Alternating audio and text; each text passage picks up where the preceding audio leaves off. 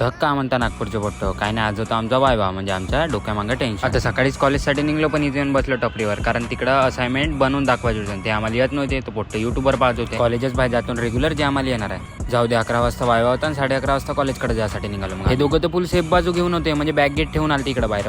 क्लासमध्ये आलो तर असे पोट्टे दिसले जे खुद कधी दिसे नाही, म्हणजे जसं मी. कारण तुम्हालाच माहित आहे तुमचा भाऊ किती महिन्यातून एक वेळा जाते कॉलेजला येतं. मायबीन तिकडे पोट्टे जायला लागले आपले वायवा द्यासाठी. आणि माय ना हर्षाची इकडे हातभर फाटून बसलो आम्ही हॉल तिकीट काढून. मग नंबर आमची रप लागी नाही. तिथं थोडासा चेहरा पाहिला, थोडं पोट्टो ऍडजस्ट कर जा, थोडं तोंडाला फोड येऊ नये म्हणून आवाज असा येत आहे. आणि घनश्याम पहिलं का वायवा देऊन आलं तर स्वतःला भाई इतरे सगळ्याला जाऊन सांगे हे प्रश्न विचारते अबे होता आम्हाला जायचं आहे ना. हे साले यायले पहिलं का जायला भेटलं असंच राहते. जाऊ द्या, टाइम झालता तर सर चालले गेलते, तर बाकीच्या वायवा उद्या घेतो म्हणे. मायबीन मी लग्न सोडून इकडे आलतो आणि तेवढ्यातच यायले लग्नाची पत्रिक भेटली हर्षाले कबीरले म्हणे. जमलं म्हणे आता एका दिवसात. मायबीन उद्या रिसेप्शनला जाणं व्हायचं म्हणलं तर जाणं होते म्हणा उद्या वायवा करून. बरं तर मग मी घराकडे आलो. तर घरी येऊन सगळ्यात पहिले तर मला कामं करायचे होते. तर मी पहिलं फ्रेश झालो. आता आपलं कॅबिनेट नाहीच येतं तर मला टेबल इकडून तिकडे हलवत राहता आणला मी ना.